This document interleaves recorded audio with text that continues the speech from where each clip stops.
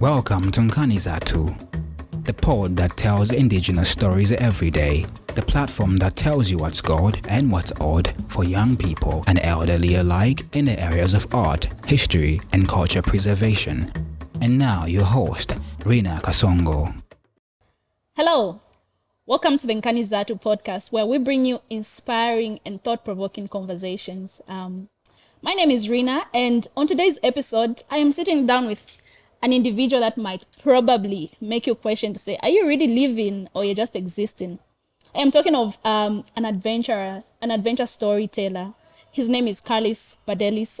He's a Latvian adventurer. He has traveled around the world using a boat, a bike, skating, you name it. But it's really such an honor to have Karlis here with me in Zambia. And how are you doing? Hi, it's so great to hear, and that's so great to hear. Traveled around the world, you know.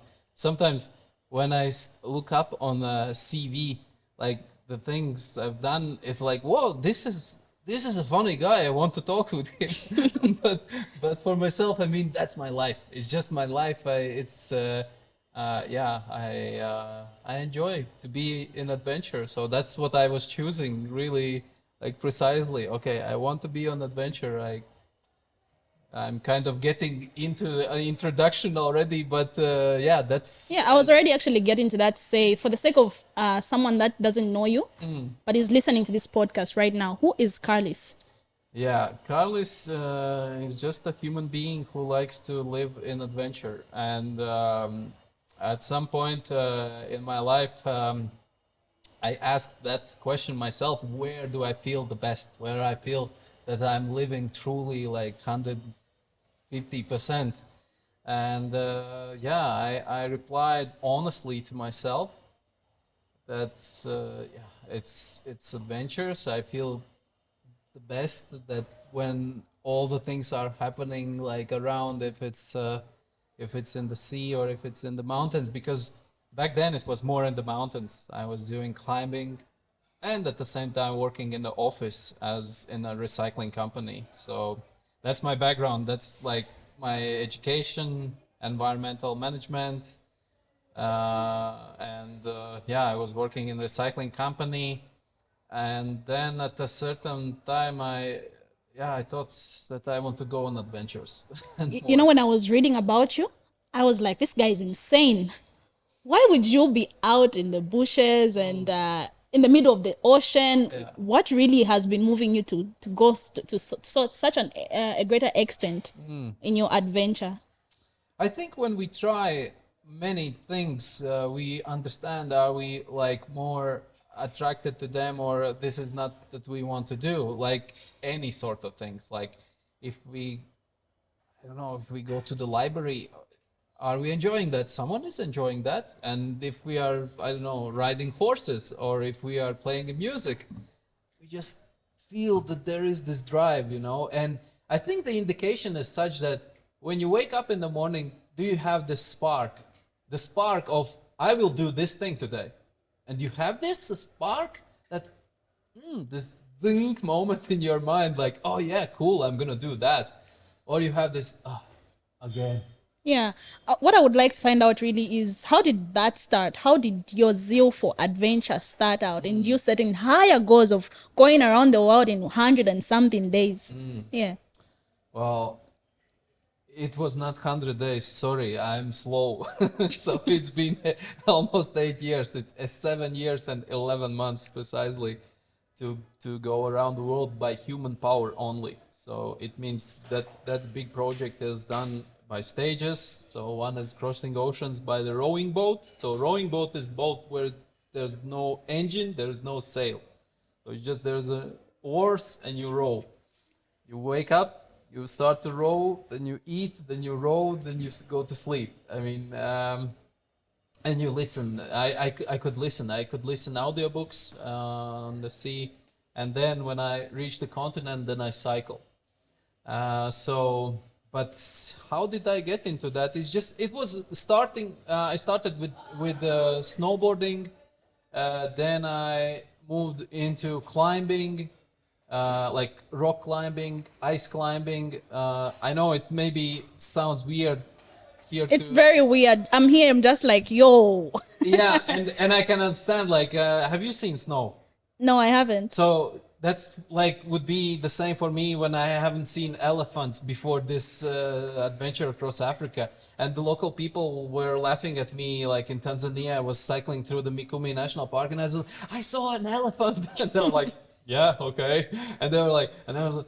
Yeah, but guys, it's like the same for you to see a snow, huh? How would it be? So Yeah. you would be excited. So I can see snow every year, but yeah, I'm. You have to keep me on point because I'm surfing. No, it's okay. It's okay. I Surfing through like the. how you're just bringing us into your world. Yeah. And also, in bringing us into your world, I also want to understand what goes through your mind. What do you get to do on a boat? Because, we're living in a time where people get to be easily bored. We're easily distracted with our gadgets and whatnot. What do you get to do on a boat on a normal day? Let's say on a Sunday or a Friday. Okay. Yeah. Well, first of all, it's a 7 meters long boat, 2 meters wide. So you can just start to imagine how big is that 7 meters. You can just walk across the room and try whatever one is listening or seeing us. You can walk down 7 meters and see how big or small is that. So there is a small cabin.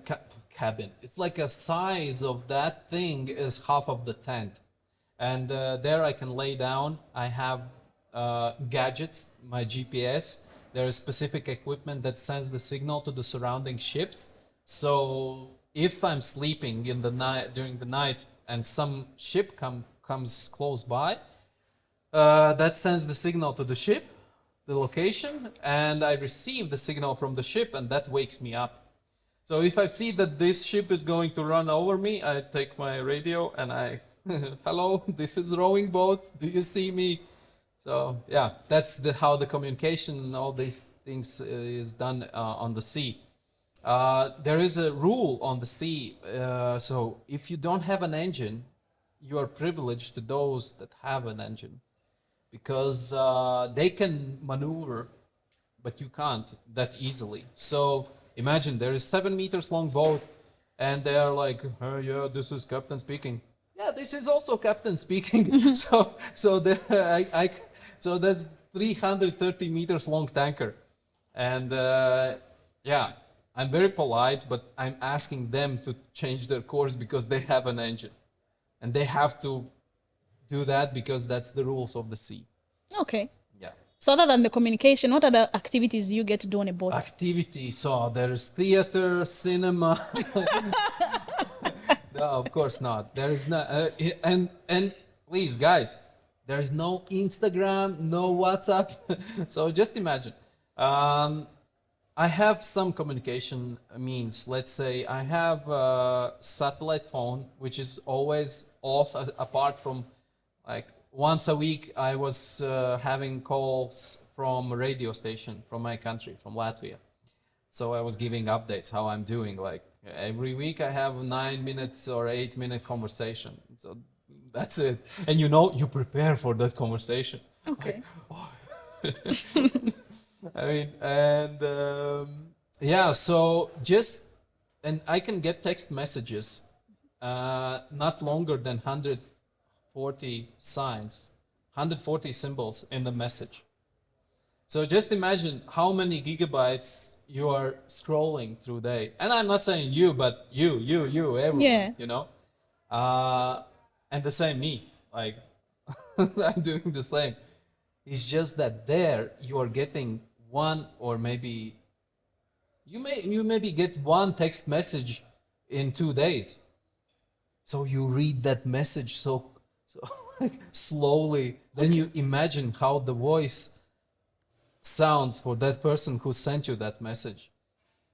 Those messages, they mean more than any other like gigabytes of bullshit and fake news. It's like a love letter.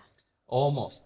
Yeah. So there was a time when after Atlantic crossing, I talked with my sister, and she was like, "Yeah, but nothing happens like at home.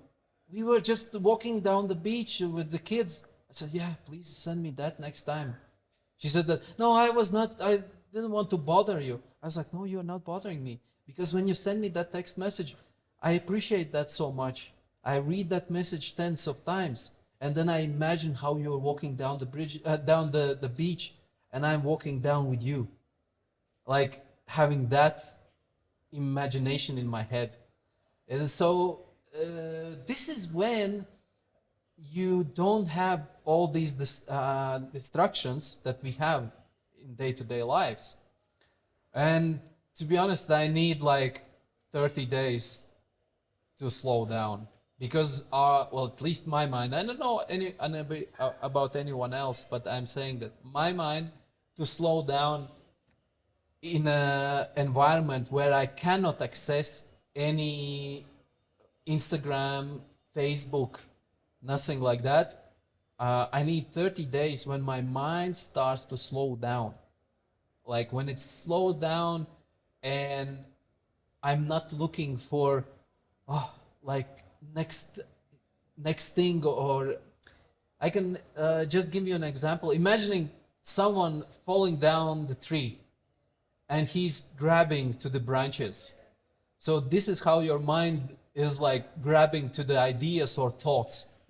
So when it's the day 30, I'm kind of feeling fine when I'm just falling down and like not to the ground, but let's say into the water, and enjoying that. So you kind of feel more slowed down when you are out there. So that's why I think when I will be sailing around the world someday in my life, I very doubt that I will choose some kind of satellite solution that I will have a network available, because it is a rare moment what you can enjoy when there is nothing to be distracted, like Wow. no news, no traffic, no school, no emails. It is rare. It's really rare. It's quite special. It's quite special, really, because we've so much entertained distractions. It's a way of life. I cannot do without my phone for more than 2 hours. Really? Yeah. Come on, 2 hours. Yes. Unfortunately, that is the case. But in your case, you get to just, not be with all these gadgets. And that's the thing. It's not. So I'm putting myself into that environment, and then I'm there, and I have to adapt to that. And yeah, my brain, my mind just slows down and adapts. And yeah, I like to be in the city. I like to talk with people, but I'm fine if I'm alone too. Nice. Yeah. Thank you so much for sharing that. Absolutely. Yeah. What are you doing in Zambia? What I'm doing in Zambia. So I started to cycle from Kenya through Tanzania because, as I said, I'm doing human-powered circumnavigation. That means no engines, no sails around the world, and connecting all the dots.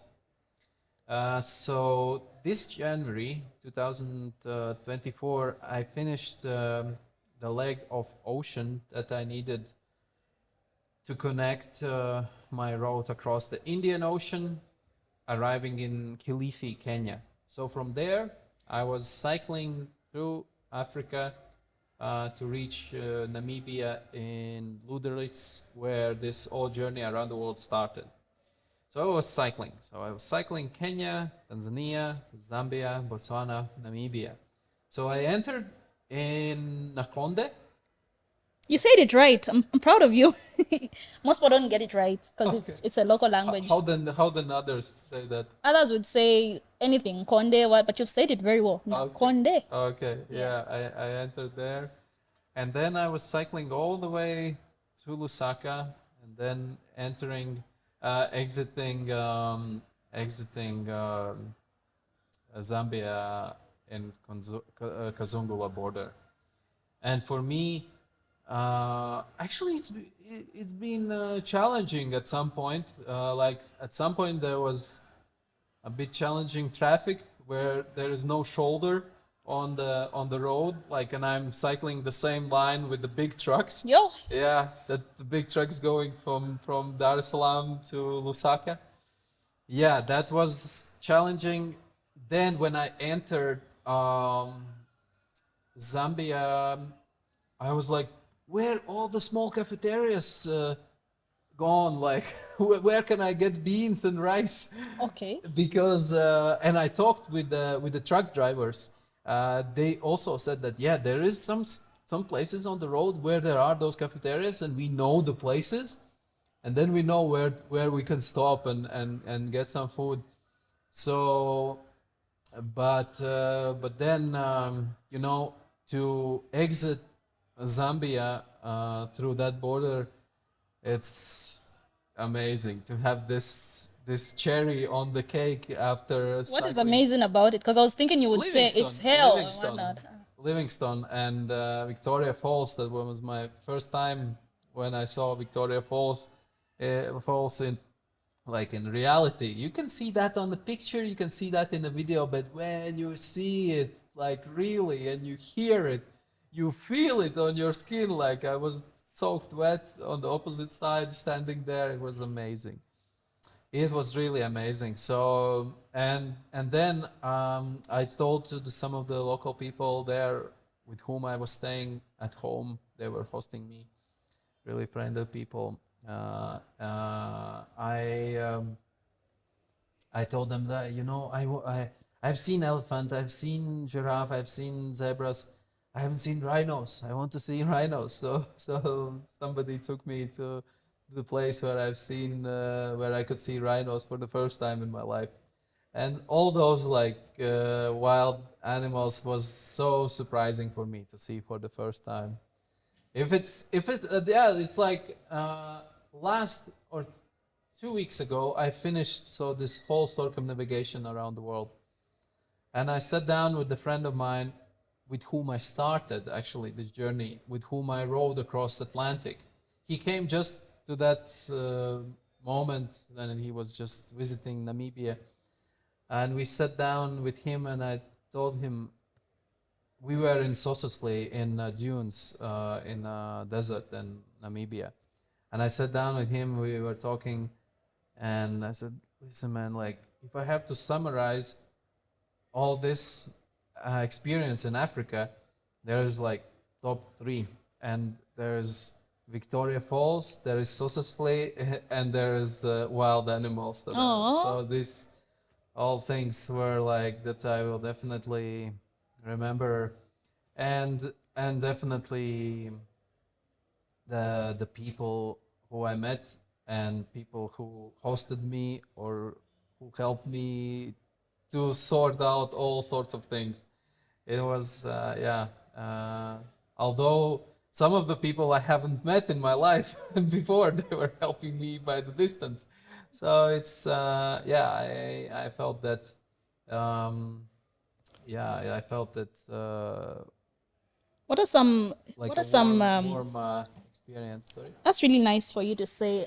How you have shared about your Victoria Falls moment. That's why I was like, oh, because you're including Zambia into among the things that you consider to be special Absolutely. towards your adventure story. And I'm sorry, I'm not saying that because I'm talking to you and I'm here in Lusaka and I'm afraid that you will not let me go to the airport tonight. No, this is really, I'm sharing that from my heart because yeah, and that is the thing which you know I'm thinking I wanted to experience together with my girlfriend.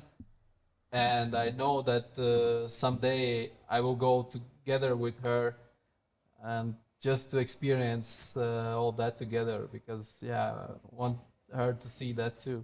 Nice. Talking of family or people that are close to you, how do you get to be away from people that are close to you for that long period of time? How do you cope with that? I am just 100% egoistic person.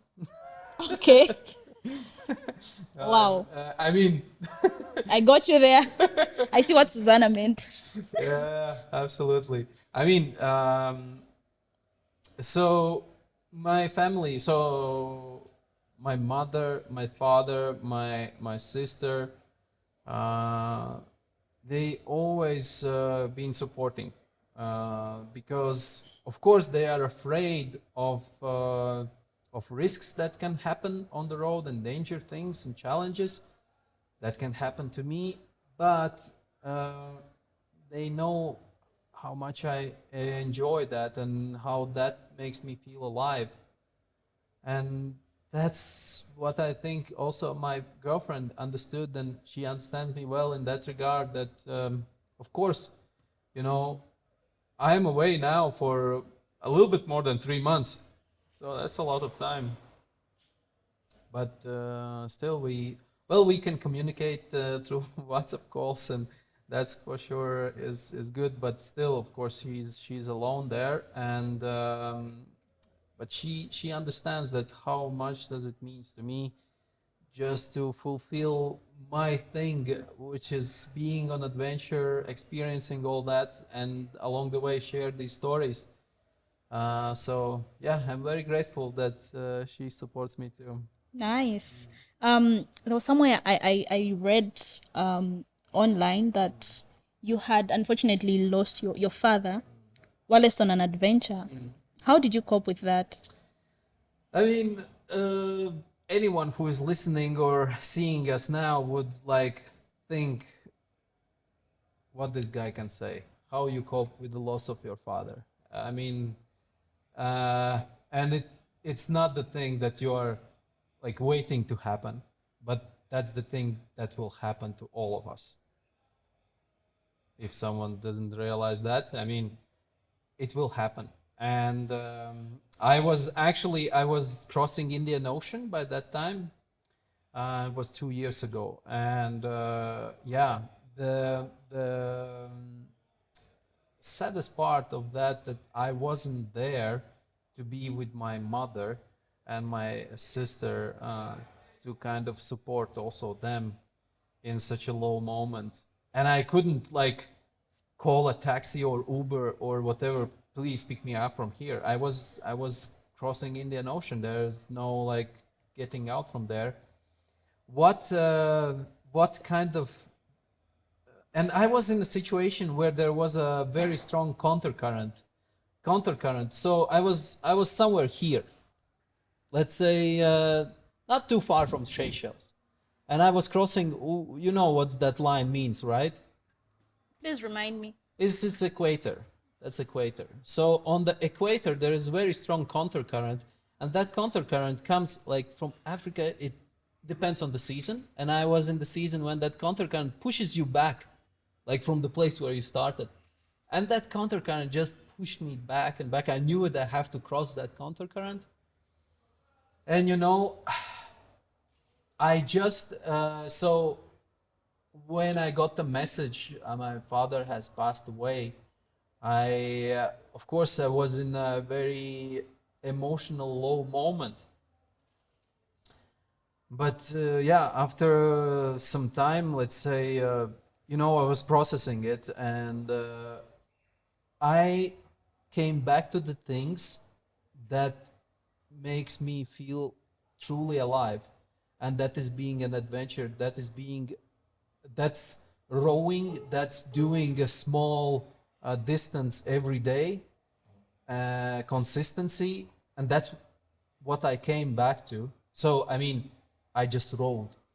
If the process helped me to kind of filter through that, um, I don't know how other people will cope with this kind of thing, but like a physical, some kind of physical thing, let's say running or cycling, or for me that works. When I'm on the move, it helps me because I'm moving closer to my goals. I'm enjoying it, so I came back to rowing, and yeah, that's how it helped me to yeah to go over that low moment. That's a very unique story. That's a very unique story. I think it's something to be proud of.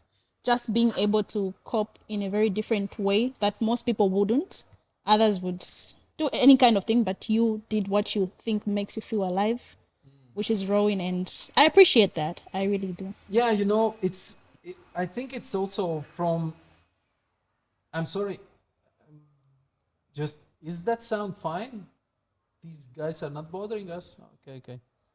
Um, so what I want to tell with all that, it took me some time to understand this kind of simple thing, which is whatever comes to you, whatever life throws at you, it's just you're kind of see how can I deal with that.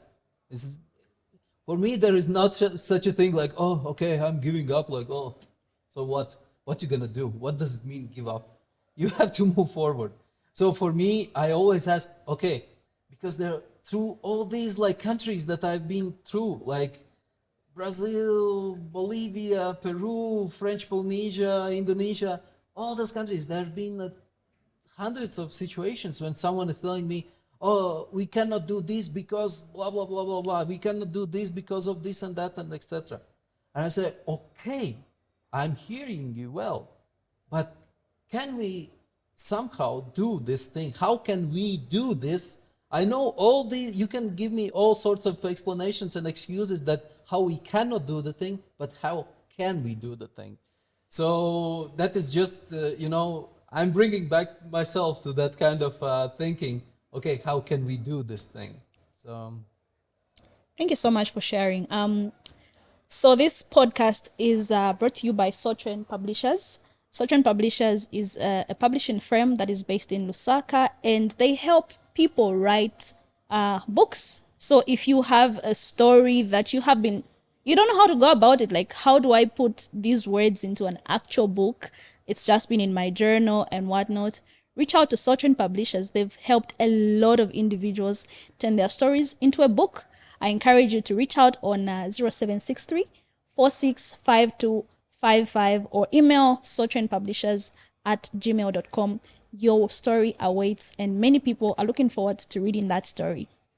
Getting back to you, Karlis, you were talking of how you get to navigate around people that you meet. Sometimes you encounter very difficult situations. How have you been able to navigate the language barriers? Because there are certain countries where people speak anything but English. Yeah? How have you been working around that, especially in Africa?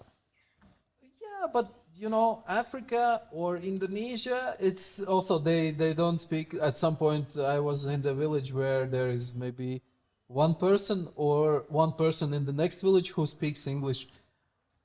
But I think humanity is the language of all humans, and when you tap into that, there is no barriers. Because, okay, this story is maybe about not particularly Africa, but Indonesia, where I arrived with my boat in a small village, and the local ladies, they saw how my clothes are so dirty, like, and they were like, oh, they're showing me that they just to take me off and they will wash them. Oh, wow. Yeah, so, and we didn't understood each other, but they saw that, oh, this poor guy, like we want to help him. Yeah, so I mean, regarding the languages, let me think, was there a thing here in Africa? Because the year before I was doing the crossing with the bicycle, I spent some time in Tanzania. I had to get my boat from Somalia. That's a long story, but Yeah, I wanted to hear that story. I think we'll talk about it a little later. all right, all right.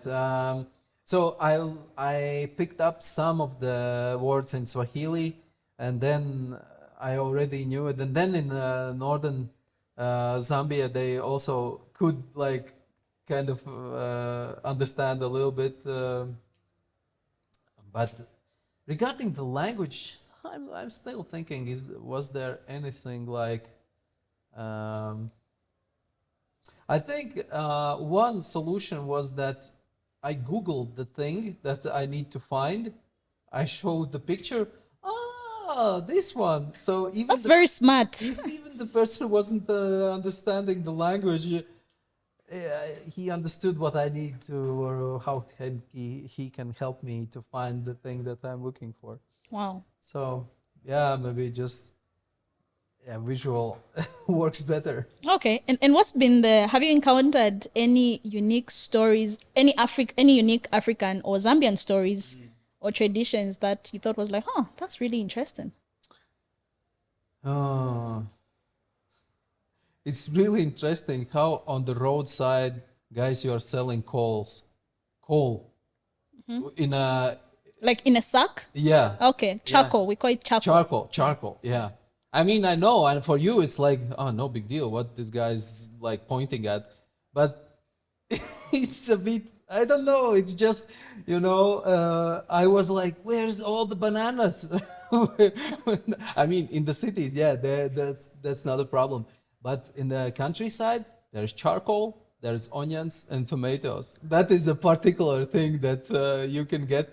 And sometimes I'm like so thirsty. I don't carry that much water on my bicycle. And then I'm cycling and I see, oh, there is a small, like a kind of, not a shop, but still something. Okay, I'm cycling there. Oh, no, no, no. We don't have anything to drink, but we have charcoal. I mean, it's just so cool. Huh? It's just, you can die from thirst, but you will never die from a limited amount of charcoal. That's I mean, that's something particular here. I didn't saw it in Tanzania that much, but and I didn't know it how you produce that charcoal. I had no idea. But now you know, right? Yeah, now I know that they're just cutting the trees and then And it's not something you subscribe for.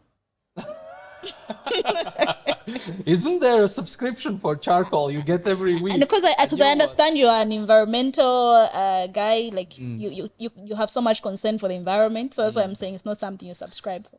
Yeah, I mean, I have master degree in environmental management. So when I learned how that you are not digging that from the ground, but you are cutting down the trees, and most of the time that's really illegal thing. So yeah, I mean, not pointing fingers, but it's just It's okay to point fingers. I mean, we all know we're not supposed to be going about our environment like that. So yeah. Yeah. If you don't know where these guys are, just cycle from Nakonde down the main road. You will find. I mean, sure, but people need to survive somehow too. So there needs to be some kind of a balance to that too. Or if we take that business off from them, then how they gonna survive? Because at some villages I saw they're selling only charcoal. And that's how they are surviving. That's kind of this road is kind of a lifeline, and people live on that lifeline. Nice. Talking of things that you carry, you said you don't carry much of water, right? What are the top 5 items that you always need to have as you are navigating? Well, it really differs. In your case, what are those top 5? Yeah, from the ocean to the bicycle, because when I'm on the sea, I don't mind to be heavy and slow, but alive. and if I'm on the bicycle, I rather carry less things than more things. But yeah, I have. Yeah, so in this case, let's say on the ocean, what are those top 5 items you always get to have? Well, to survive, you need water. So there's a specific machine that works from the solar panels. And when the water from the sea goes through that machine, that's desalinator, and I get fresh water to drink. That's number one survival equipment on my boat. Yeah, then there is a small cooking stove with the gas canisters that I can change, so I have enough for the whole trip. To boil water, I have small packages that are free that contains freeze-dried meals. That means I just need to add boiled water to that, and after 10 minutes I have a small restaurant meal. Yeah. KFC. No, not really. Just rice with vegetables or potatoes with vegetables. So I eat only vegetables and fruits You and don't eat nuts. meat? I don't eat meat. Oh, So, I know. I'm so not surprised. and when I say I don't eat meat, I don't eat chicken. I don't eat fish. I don't eat eggs or cheese or milk. So, yeah. But I could survive the trip through Zambia on on the fruits that I could find and I don't know, peanut butter and things like, yeah, and that and in those small cafeterias, rice and beans, Wow. and that's when they call it vegetables, and then they give me something green. I mean, you all know what does this green is, and you call it vegetable. For me, vegetable is onion, garlic, like carrots, tomatoes, like kind of that. And then I get this green. And it's like, okay, they call it a vegetable. I should eat it, and it was quite okay actually. Oh, wait. So just hold on there. So in your case, you don't regard green leaves as vegetables. I mean, it is vegetable, but I mean, yeah, I was thinking of something different. But the green leaves, actually, it's really good for your health. So it actually contained the greens that I needed, and yeah, Yeah, so no, I'm just a bit amazed at how we differentiate our definition of foods. In our case, when you give me carrots and garlic and onions, I'll be like, these are ingredients that are probably supposed to go in my gravy, you know? yeah, And then in your case, you're like, those are the kind of vegetables you have right, imagined. yeah. Whereas when you tell me vegetables, I'll think of the green leaves. So there is just that I find very interesting. And one more thing about vegetables. I got some big, big avocados here in Zambia. And this, for me, as a person who eats only vegetables and fruits, was one of the best avocados I had. Oh, wow. Yeah, so you have very good avocados. By the way, like day before yesterday, I bought in Livingston some avocados for the road. So yeah, you are lucky. That's really nice. Any role models that you have in your life? People that inspire you? Well, when I was like in my early 20s or just turning into 20s, like 18, 19, I was reading a lot of climbing books about climbers, about alpinism. So I don't think that those names will ring a bell here, but it's more. I was more into climbing, more into like just imagine, guys. Victoria Falls freezes over, like it's vertical ice. Just imagine. Okay. So for you it will be disaster. For me it will be a call that, oh, I need to I need to get down there and climb it vertical ice, because that's what I was doing like 15 12 years ago. I was climbing vertical ice. That's what I was interested in. So I went to the places where there is a waterfalls that is frozen solid during the winter. So that was yeah. So I was interested into climbing. So therefore my kind of inspirations came from the climbing world. And like one of the name I can mention is Thor Heyerdahl from Norway. He's a scientist, biologist, explorer, and he done quite interesting expeditions before. And so I was just, yeah, inspired. If I could name someone who who's been born in Africa, then I would say Mike Horn from South Africa, because still till now he's doing pretty cool expeditions. And yeah, He writes about adventures. yeah, he shares his adventures. Right now, you can follow him on social media, but yeah, he written a book too, and yeah, those will be the people who do this kind of like adventure things, and yeah, I follow that kind of people. Nice. Yeah. Talking of books, once again, Sochen Publishers are the people that support this podcast. This podcast is powered by Sochen Publishers. And so if you are seeking services to do with editing, manuscript appraisal, cover designing, and all things relating to literature, Sochen Publishers are able to do that for a number of individuals. They have helped so many people tell their stories, and you could be among those people that get to be officially a published author. Now, getting to a story I read about you regarding a Somalia incident. What was that like, where your boat was seized and things like that? So I started to cross Indian Ocean in Malaysia, and I crossed to Sri Lanka. In Sri Lanka, I was joined by a friend of mine. We rowed together to Maldives, and then I continued alone. And then I told you there was this big counter current, and then I rowed across the current, and then I was rowing westwards.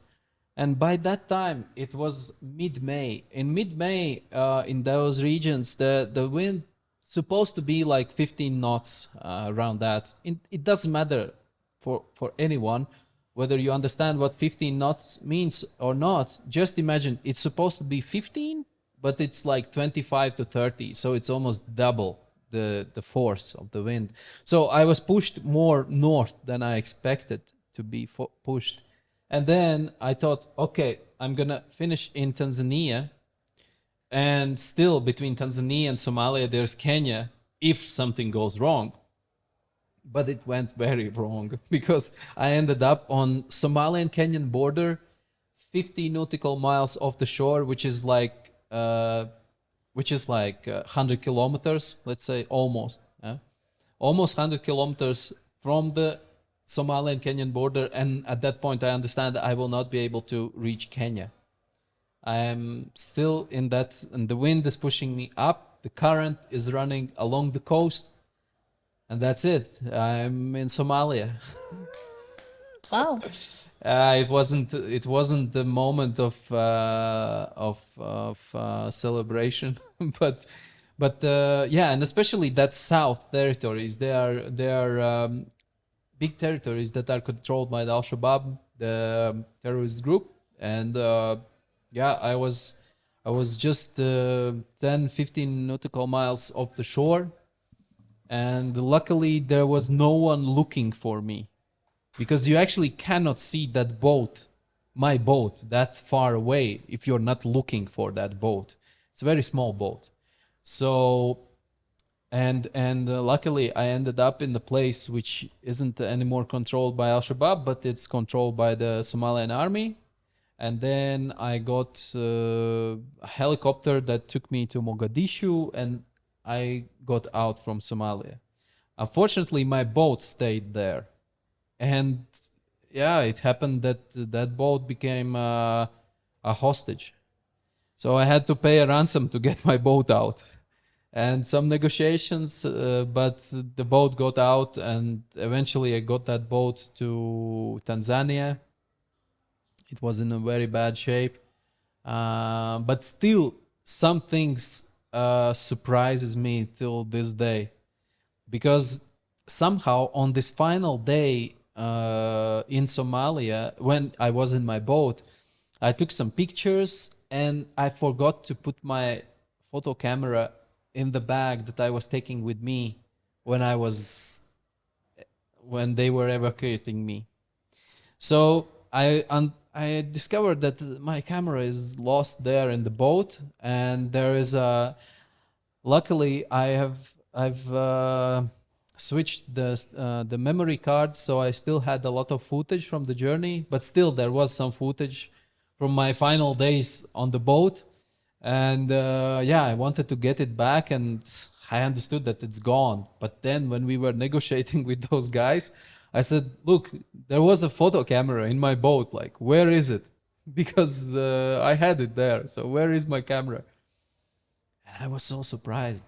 It was there. It was there. Wow. He sent me the picture of the camera, and eventually, when I got the boat out from the container, it was there. Wow. So it's yeah, a story of a, let's say, they asked for a ransom, but they made sure that the things are there. You know, In a way, they did honor their word, maybe. yeah. So and there was another funny thing. Someone forgot his flip flops from like the Somali guys. Someone forgot their flip flops in the boat. So they were with the Apple logo. So I was joking. That's the first Apple flip flops you've ever seen, but it's original. I mean, yeah, I still have those flip flops. Apple flip flops. Wow. Yeah, from Somalia. So anyway, there's always some funny stories to. Yeah. That's interesting. I understand you've been, is it a 6-time record holder of the Guinness? What has that been like for you? And first of all, how did you get to be entering into these world records? So for let's say for ocean rowing, it's maybe different. You need, your row has to be verified by the Ocean Rowing Society, that is organization in UK, and Guinness World Record afterward takes that information when you're verified that, okay, you will have this record. You've done it as a first, or you've done it as the youngest, or you've done it as the oldest, or no, something like that, some kind of category. Yeah, so right now on my list of the things, this Guinness World Records is not the most important, and I was, let's say, I'm not thinking of it like every day in the morning. Oh, I have a Guinness World Record. Imagine like how cool I am. I'm not thinking like that. I was just like, I mean, I think more important is like how you are as a person, not like, oh, you have Guinness World Record. I think I would think of it like that. Imagine you were the first person to row a boat from, is it Africa to Asia? Is that correct? Opposite way, like Asia to Africa, and like South America to Asia. Yeah, that's like, before that hasn't been done. There have been rows from North America to Australia and South America to Australia, but there wasn't a row that connects South America to Asia. Yeah, that's I mean, sure. Yeah. It's cool, but it's not the thing that I get your point. It won't be the thing like when I would meet you at I don't know, some kind of event. I was like, by the way, these Quite gifts. cheeky. Anyway. Yeah. I mean, it's a certificate you can put on the wall, but I even haven't put it yet on the wall. But I mean, maybe will someday. That is really nice. It's such an amazing story that you get to do what you do. And also, as we are winding down this conversation, because you have been traveling for 8 years, is that correct? Was that your target? On and off. On and off. Yeah. Was that your target, to just solely take an adventure for 8 years? Oh, no. I mean, actually, so before this journey started, 2016, in Namibia, before that, already for 3 years, I was doing some kind of projects like in this adventure industry, let's say.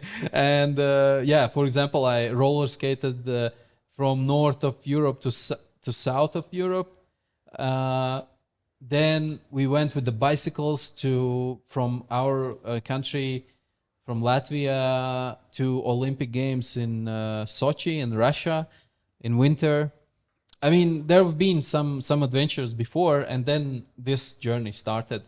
So yeah, I've been on and off because there was a COVID time when I couldn't continue. Although at some point I was in the boat. I was crossing Indonesia through the Indonesian archipelago to Malaysia when the COVID started. And I knew it started because I still had the connection. I was, let's say, in a distance, in a reachable distance from the shore that I could reach the mobile signal. And yeah, then I knew it. That's happening, but I never stepped on land like for this first like 4 months, I think, or 3 months. Yeah, 3 months. So when I arrived in Malaysia, they were saying, you cannot enter because it's not allowed. And I was like, come on, I've been 3 months in the sea. Okay. Yeah, but so it was on and off. So when you landed, that's when you found out that there was COVID? No. I already, as I said, I followed that on internet because I had a connection there in the Indonesian archipelago. But yeah, I didn't came face to face with the consequences. What does it mean? COVID started. For any one of us, that meant something maybe different for somebody, but yeah, for me it was okay. I was not allowed into the country. Just after 8 days, they allowed me to enter the country. But yeah, I mean, and then I couldn't continue the journey because it was yeah, I couldn't get back to Malaysia. Eventually, I got back to Malaysia and could continue. So that was not a journey for 8 years non-stop. It was a journey, so with the pauses in between, like a year at sometimes, and COVID. In COVID case, it was like I think 1.5 years almost. Okay. Yeah, what I wanted to find out was what are your goals moving forward? Because I think you've done a lot. I don't know how your goals look like on your vision board and whatnot, but I would like to just hear from you. What targets have you set regarding your adventure journey? My biggest target now is to get more hummus. What? Hummus. Okay. No worries. That's a chickpeas. It's okay. I will tell you later. I mean, no. I have some. Of course, I have some goals because rowing across the Pacific. Imagine you have every day. You have 12 or 13 hours when you are rowing. You have a lot of time to think, a lot of time not to think. I had a lot of moments when I had like kind of creative moments. Because when your mind slows down and you are not bombarded with the new things to put on your mind, new things can actually develop, the ideas can develop because you are not consuming the things that you have been bombarded with. And so that was very creative for me because I didn't have the globe on my boat, but if I would, that would be awesome because I just look on the map on the globe and I just has been these dots connected. Oh, I haven't been in North America. It's like just my mind goes on some kind of mode that I cannot switch off. And when I got an idea, I can put it on the back burner when I still have some things to do, let's say to finish this project. But then I cannot put them to sleep, and I actually cannot put myself to sleep if I haven't moved 5 centimeters closer to that thing that I'm kind of planning to do. Whatever, how closer you get, doesn't matter. You're getting 1 centimeter closer. That's good. And for me, it's very important. So yeah, I got many ideas, but adventure plans, and not only. But I would say the first thing should be to wrap up this journey in a book and 2 more movies. 1 movie about Atlantic crossing has been already published 7 years ago, and What's the title of the movie? Touched by the Ocean. Oh, where can I find it? So anyone who wants to find something about these journeys, you can just Google where is Karlis, like on Google, write that. Okay. And that's the first thing that will come up, or whatever is easier for you to remember. Board of Borders, and board, it's not a board, it's like board. So boardofborders.com or Board of Borders on Instagram, Facebook, on all social media, and on the website. And on the website, you can find the movie there.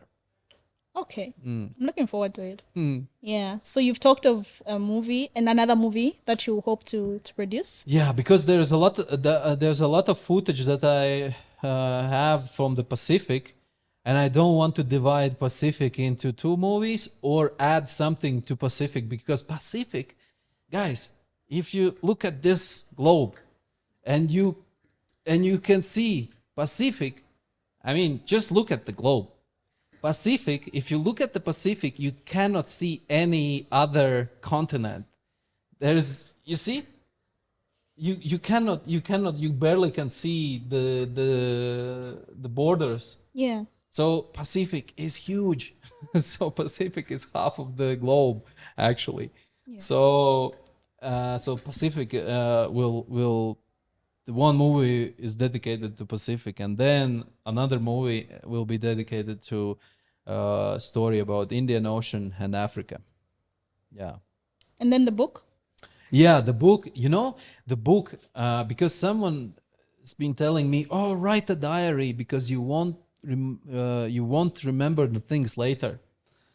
And I was like, yeah, maybe, but should I write about those things that I cannot remember after 5 years? Should I write about those things in the book? No. I will write about those things that I can remember after 5 years, 6 years, or 7 years, because those are the things that really stayed in your mind, that were really pure and true, and like they got deep in your memory. So I will write about those things too. Amazing. Is there a question or anything else you would like to add as we wind up? Or maybe is there a question you thought I was going to ask but I didn't ask, and what would you say about that? I mean, I would just add that on this journey I met so many people who's been curious, how can I support this kind of thing? And we didn't even touch that topic in this podcast. And I've been asked a lot along the way. Oh, you're on the road such a long time. How can you afford it? You're a millionaire. No. 2015, I was not a sailor. I was not a rower nor athlete. I Googled how to row an ocean. And I was without a budget to do this kind of thing. I didn't have the boat or knowledge, anything. So I had my background in the environmental management and bachelor in economics. So I Googled how to row an ocean. And that I do believe any one of you who are listening us can do.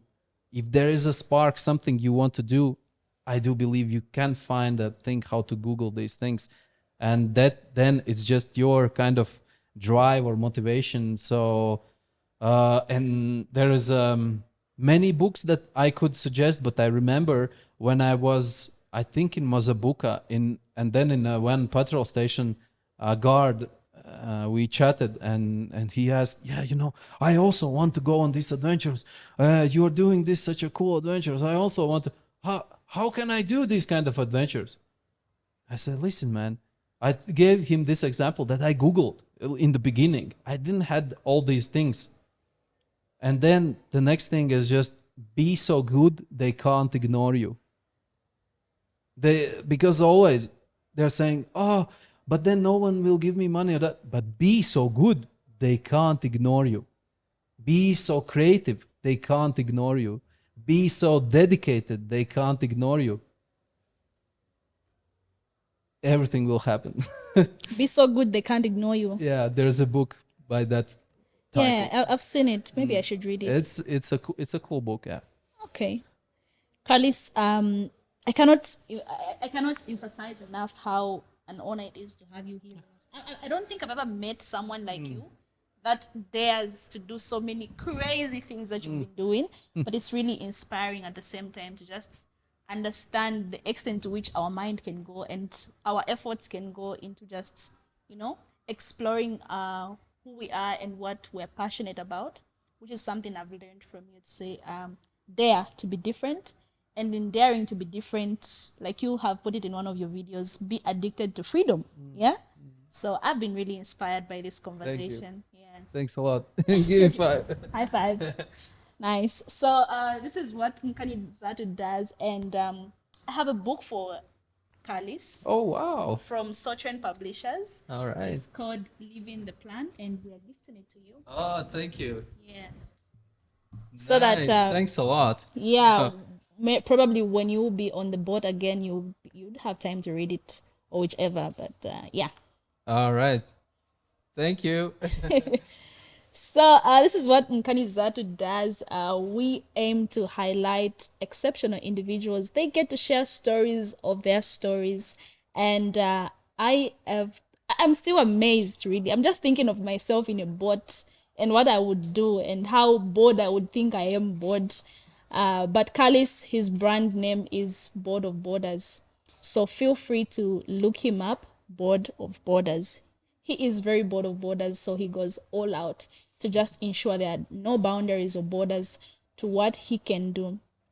As I was earlier mentioning, this podcast could not be possible without Sotren Publishers. This publishing company is dedicated beyond just books. They create platforms like this where storytellers can share stories of their stories.